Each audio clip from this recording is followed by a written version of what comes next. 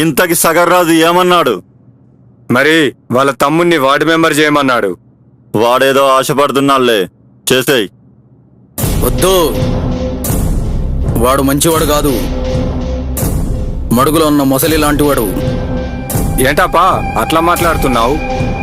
ఏందంటే ఇవాళ వాడు వాళ్ళ తమ్ముడిని వార్డు మెంబర్ని చేయమంటాడు, రేపు వాడు సర్పంచ్ అవుతాడు, ఆ తర్వాత వాళ్ళ తమ్ముడు సర్పంచ్ అవుతాడు, వాడు ఎమ్మెల్యే అవుతాడు. అంటే నువ్వు ఈయన పరిస్థితి ఏంది? ఒక్కసారి ఆలోచించండి. అయితే ఇప్పుడేంది? చేసేదేంది? సగర్రాజుని సంపాలి. వాణ్ణి చంపేంత మొగోడెవడున్నాడబ్బా? ఎవడో ఎందుకు, వాని తమ్ముడు భగీరథరాజు ఉన్నాడు కదా. వాని తమ్ముడు వాణ్ణి ఎందుకు చంపుతాడు? అన్నని తమ్ముడు పొడి చేయలేడు. ఆస్తి కోసం, అమ్మాయిల కోసం ఎవడైనా చంపుతాడు.